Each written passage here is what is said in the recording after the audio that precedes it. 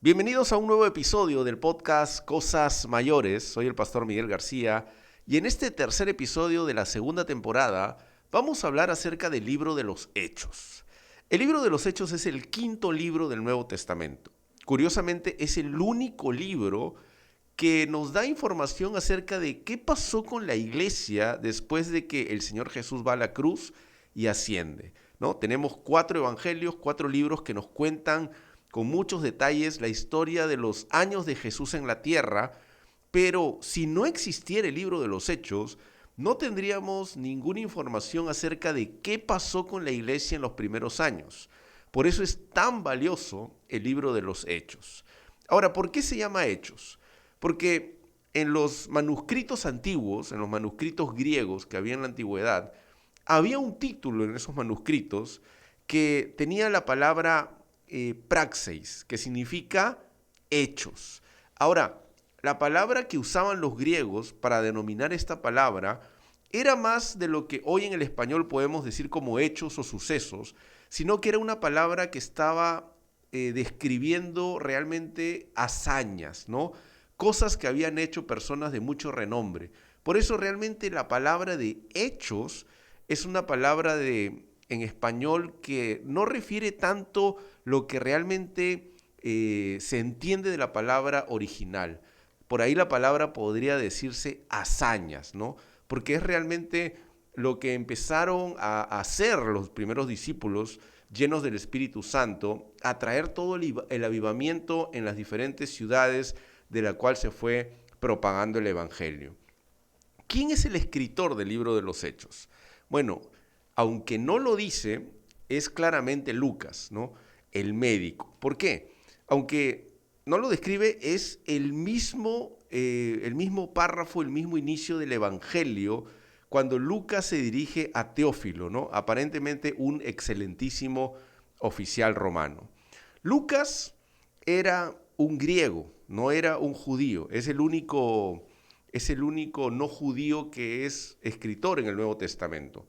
Curiosamente, Lucas es el mayor escritor del Nuevo Testamento, ¿no? Uno a veces se confunde de que es Pablo el que es el mayor escritor del Nuevo Testamento, pero Pablo es el que escribe más libros, pero Lucas es el que escribe más en extensión, en cantidad, ¿no? Pablo escribe 13 cartas, Lucas solo escribe 2 libros, pero Lucas llega a escribir hasta más de 40.000 palabras, cuando Pablo apenas supera las 30.000. Entonces Lucas es realmente en cantidad el mayor escritor de el Nuevo Testamento. Lucas es nombrado solo 3 veces en cartas de Pablo como un compañero, ¿no? Él era griego, gentil, pero él, a pesar de que no era judío, demuestra mucho conocimiento del Antiguo Testamento, porque en sus escritos él refiere varios versículos del Antiguo Testamento, ¿no? De Joel, muchos versículos de los Salmos, muchos versículos de Isaías. Y lo que sí demuestra Lucas es que era un muy buen investigador. Era muy buen investigador. Porque el libro de Hechos tiene lo que viene a ser como 2 partes. La primera parte es lo que Lucas llega a investigar de lo que sucede, y una segunda parte es de lo que él fue testigo, ¿no? De lo que él vio, de lo que él pudo ser testigo ocular. Entonces, él termina investigando la primera parte de la que él no estaba, cosas que suceden al inicio con la iglesia, con los 120, la sucesión de Judas al escoger a Matías. Él empieza a investigar eso y lo investiga muy bien hasta que él se convierte en un protagonista ocular, ¿no? Un protagonista, alguien, un testigo del momento. Por eso el libro de los Hechos no tiene un final, porque al parecer Lucas termina escribiendo el libro hasta donde llega el presente, ¿no? Que es cuando Pablo es llevado a Roma, y de allí ya no continúa porque tal vez algo lo interrumpió, pero Lucas, él realmente demuestra muy buena investigación de lo que estaba sucediendo. El libro tiene un sello de orden, de cómo sucedieron las cosas, tal como él lo dice al inicio del Evangelio de Lucas. Curiosamente, hay un versículo que es muy conocido en el capítulo 1, verso 8, donde él dice unas palabras del Señor Jesús, ¿no? Dice, y recibirán poder y me serán testigos en Jerusalén, en Judea y Samaria y hasta lo último de la tierra. Curiosamente, el libro de los Hechos tiene una narración de orden geográfico en en el mismo orden de sucesos de la cual lo había descrito el Señor Jesús al iniciar el libro de los Hechos, ¿no? Porque del capítulo 1 al capítulo 8 narra todo lo ocurrido en Jerusalén. Luego continúa del capítulo 8 al capítulo 12 todo lo sucedido entre Judea y Samaria, y a partir del capítulo 13 hasta el final narra lo que viene a ser ya hasta lo último de la tierra en ese momento, ¿no? Porque narra ya todas las ciudades en adelante. Es curioso esta estructura que tiene Lucas geográficamente, en el orden geográfico y cronológico de cómo él va contando las cosas.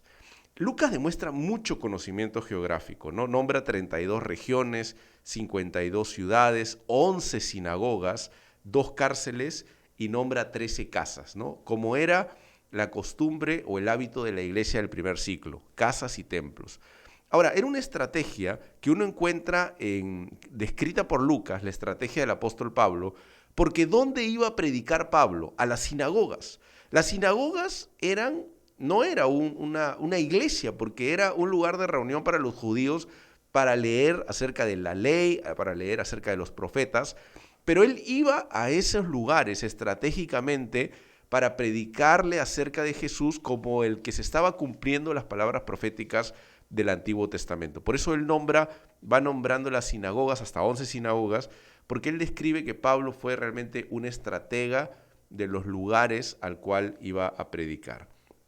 ¿Dónde escribe este libro? Lo escribe en Roma, cuando termina el Evangelio de Lucas, empieza a escribir el libro de los Hechos, ¿no? Entre el año 63 hasta el año 69 es claramente el rango de años en cómo él describe y va contando los hechos. Es curiosamente un libro sin cierre, lo estaba diciendo, porque al parecer o Lucas lo quería continuar o algo pasó en el momento que interrumpió la narración.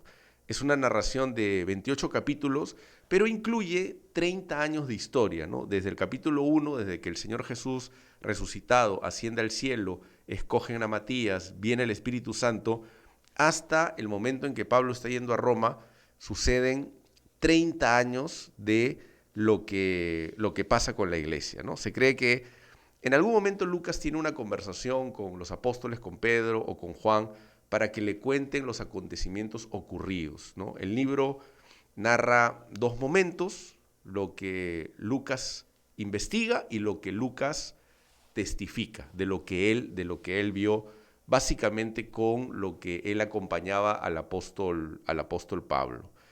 Es un libro histórico, ¿no? Es un libro histórico. Algunas corrientes cristianas lo consideran solamente un libro histórico y no un libro doctrinal.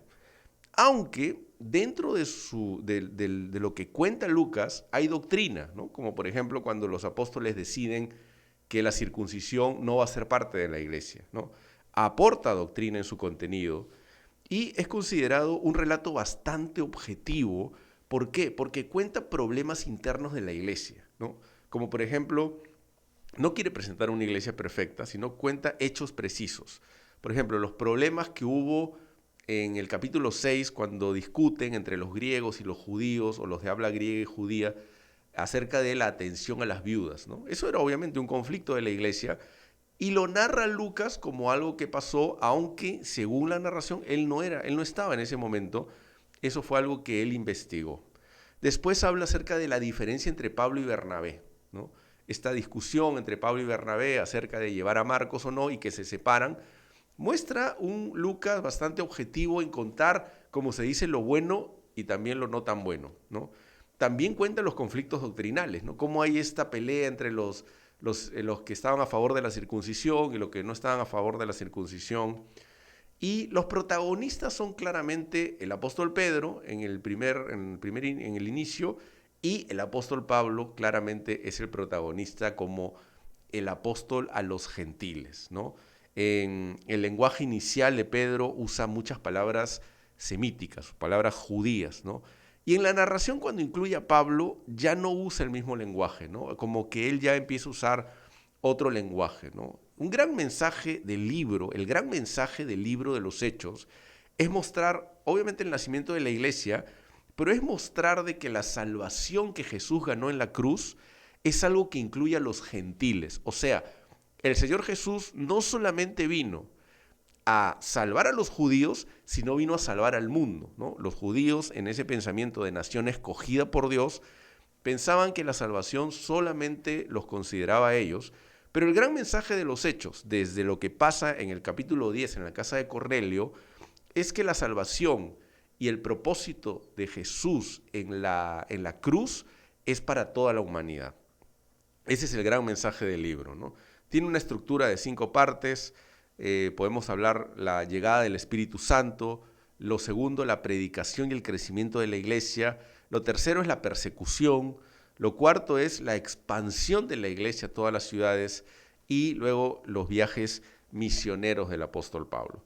El libro de los Hechos, como decía al comienzo, es un libro valiosísimo porque es el único libro que nos da la información de lo que pasó con la iglesia a comienzos de lo que es la venida del Espíritu Santo. Es un libro donde nos cuenta cómo la iglesia tuvo un antes y un después con la venida, con la llegada del Espíritu Santo en el día de Pentecostés. Bueno, en este episodio te quería contar profundizar, ver detalles acerca del libro de los Hechos, así que espero que te haya gustado, espero que te desafíe a seguir aprendiendo, a seguir estudiando la palabra de Dios. Y el próximo episodio, el próximo capítulo, te voy a contar acerca de cómo evangelizar, ¿no? Si te gusta, si eres líder de grupo de conexión, cómo evangelizar, y lo vamos a aprender acerca de cómo evangelizaba el mejor evangelista de la historia, ¿no? Jesús. ¿Cómo evangelizaba Jesús? Así que te quiero invitar a estar atento al próximo episodio. En los próximos días lo vamos a estar publicando y también te quiero invitar a que lo puedas compartir este episodio en tus redes sociales, en tus grupos de WhatsApp y aprendamos juntos y vayamos creciendo acerca de temas de la Biblia. Bueno, estuvo con ustedes el pastor Miguel García. Esto es el podcast Cosas Mayores. Nos vemos en el siguiente episodio. Dios los bendiga.